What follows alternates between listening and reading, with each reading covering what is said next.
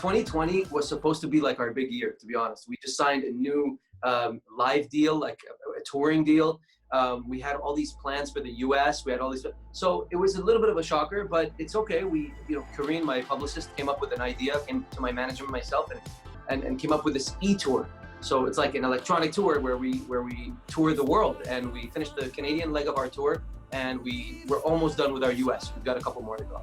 Now, you actually filmed the music video for City of Lies during the pandemic. So what was that experience like, making sure you were following the proper social distancing guidelines, but also you want to make a great video that's going to get a lot of traction?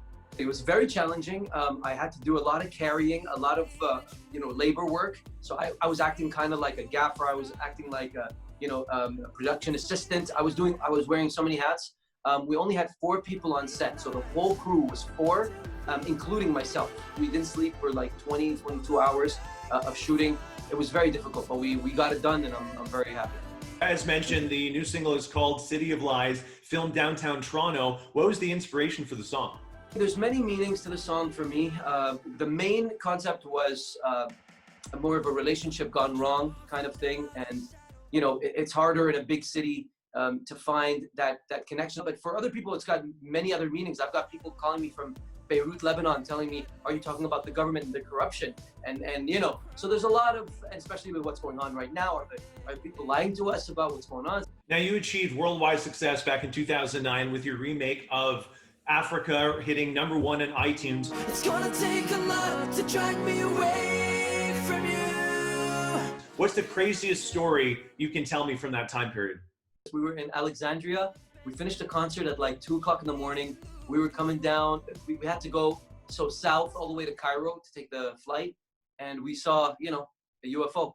That was one of the craziest things we've ever, like, literally nothing around, no lights, no street lamps, just dark night, and then 3 points in the sky come above us, hover for like 10-15 seconds. I took a picture of it, and it shot up. I have to admit, I was not expecting a UFO to be the answer to that question, but You asked me for the most ridiculous or the most, so I had to give it.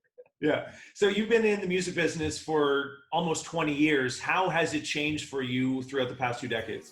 I've seen a huge shift from like 10 years ago. The music industry was a certain way, where obviously people had to buy CDs, physical stuff, and even with Napster at the time, people were quote unquote, borrowing the songs, or stealing songs, or whatever they used to call it. And Apple Music, Spotify, all the streaming sites completely changed the landscape. I mean, right now, we own all our material. We don't even have to go to a major label to actually make money. We get a check literally every 2 weeks from like sites like TuneCore, where they put your songs up on all digital platforms, and we can actually make a living without having to convince necessarily a gatekeeper at the record company. Karl, thank you very much for your time. The new single, City of Lies, is out now. Congratulations, and all the best moving forward. Thank you, Mike. Appreciate you.